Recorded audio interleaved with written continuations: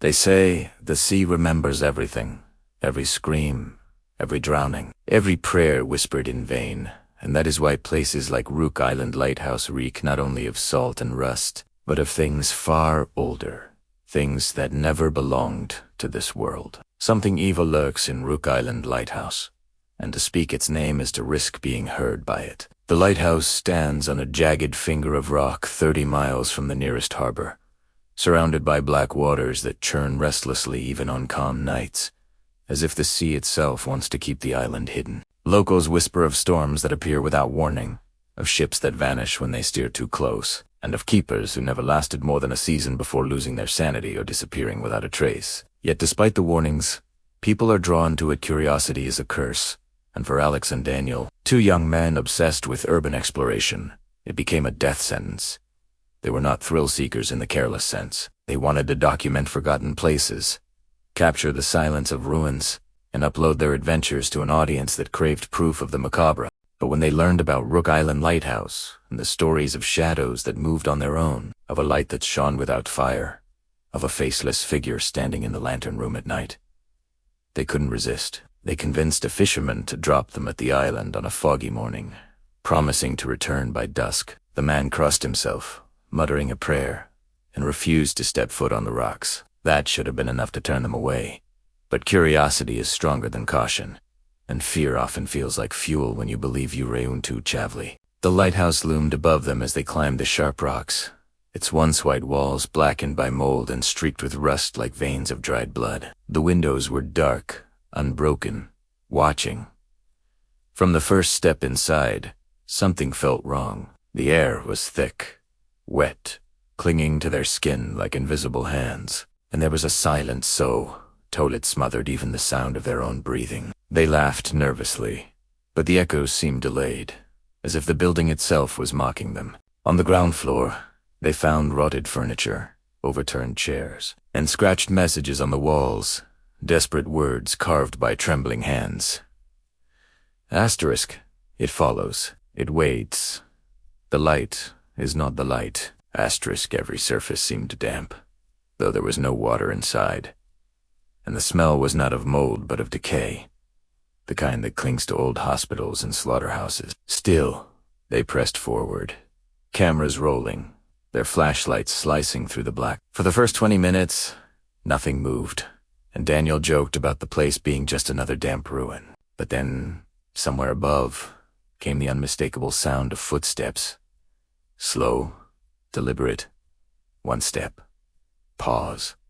Another step. They froze. The fishermen had left. There should have been no one else on the island. They called out no answer. Only silence. And then, after a few breaths, the sound again. A step, perfectly timed with theirs. Always one floor higher. That was when Alex whispered the words that made Daniel's stomach drop. "Itty's pacing with us." They climbed the spiral staircase, each step groaning as though the lighthouse resisted their presence. The higher they went, the colder the air grew, until every breath clouded in front of them, though the day outside was warm. Shadows clung unnaturally to corners, twitching as if alive, and when Alex swung his flashlight across one wall, he swore the carvings shifted, forming new words in a language he couldn't read. They heard dripping water, but there were no pipes, no leaks, just a steady patter echoing from the ceiling. When Daniel reached out to touch the railing, his hand came away slick with something thick and dark, not rust, not water, but something smelling faintly of iron. He didn't say it, but he thought it. Blood. The atmosphere pressed down on them, the silence broken only by the rhythm of those footsteps above. The stairwell felt longer than it should have been. They had climbed 5 floors already, but by their calculations, the tower only had 4 before the lantern room. The geometry didn't make sense. Windows they passed showed views that didn't match. One looked out to calm seas, another to a stormy sky, another to a black void with no horizon at all. Their cameras flickered, batteries draining far too quickly, lenses fogging as if the air itself didn't want to be recorded. At last, they reached the door to the lantern room, chained from the outside. Who locks a door from the outside unless they're trying to keep something in? Alex's hands shook as he pulled out bolt cutters, the metallic snap echoing through the tower, and with that sound, everything went silent. No footsteps, no dripping, just a hollow, hungry silence that pressed into their eardrums like needles. They hesitated, but something deeper than curiosity pulled them forward. They pushed open the door. The lantern room was small, circular, and utterly wrong. At its center stood the lighthouse lamp, its glass shattered, yet a pale light pulsed from it like a dying heart. The light wasn't warm. It was cold, gray, twisting the shadows in the room into impossible shapes. Alex stepped closer, mesmerized, while Daniel whispered for him to stop. The closer they came, the more distorted the air became, as though they were walking underwater.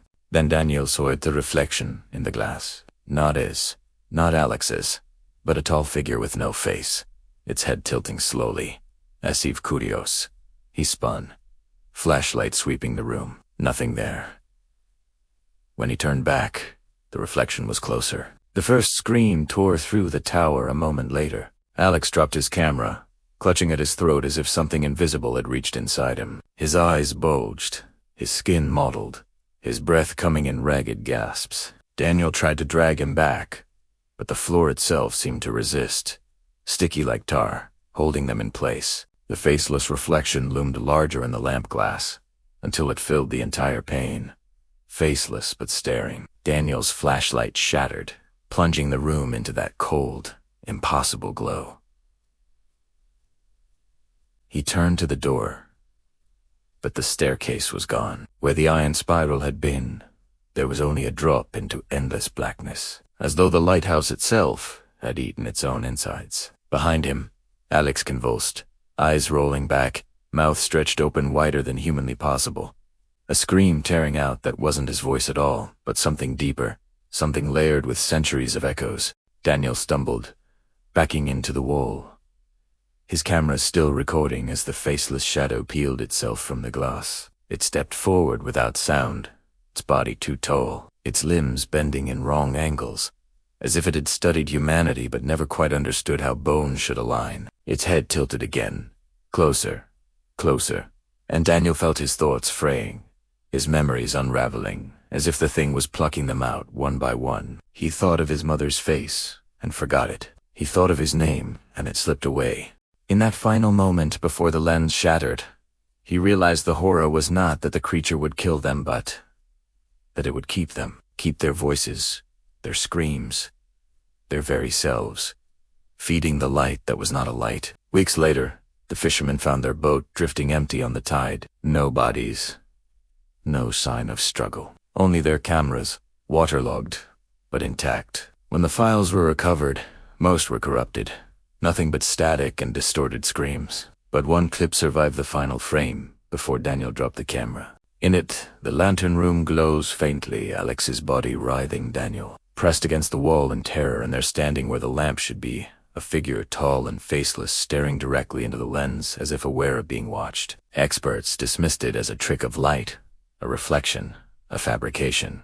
But those who knew the sea whispered otherwise. They whispered that something evil lurks in Rook Island Lighthouse, and it had claimed new voices for its eternal hunger. Since then, travelers claimed to hear screams carried across the waves near Rook Island, layered voices begging to be freed, some in languages long dead, others in chillingly familiar tones. And sometimes, when the fog is thickest, a pale light flickers at the top of the tower, though no keeper lives there and no fire burns. Those who sail too close swear the light turns, following them, and that within its glow they see a faceless figure raising a hand as though back. Few return to confirm the story, and those who do are never quite the same. Their eyes hollow, their voices breaking mid-sentence, as though something else is speaking through them. To this day, the island remains forbidden, marked on maps, but ignored by sailors. Yet curiosity is a curse, and videos circulate online of explorers who tried to find the truth. None ever upload themselves. The footage appears mysteriously, without credit, stitched with screams, flickers of the faceless thing, and always ending abruptly before anything conclusive is shown.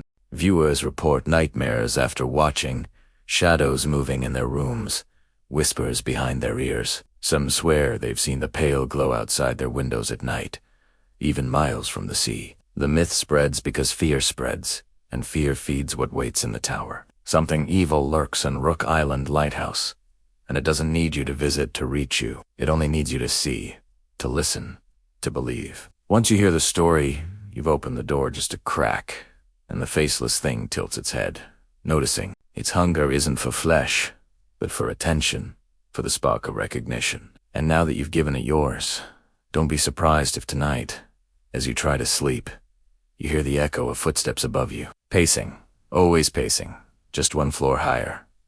So if you dare, you can feed the hunger further. Click for the next story. But be warned, each tale is a door, and the more you open, the closer the faceless thing comes. The lighthouse doesn't stay on its island. It builds itself in the cracks of your mind, stair by stair, shadow by shadow. And one night, when you look out your window, you may see a pale glow in the distance where no light should be. Don't look too long. Don't answer if it whispers your name.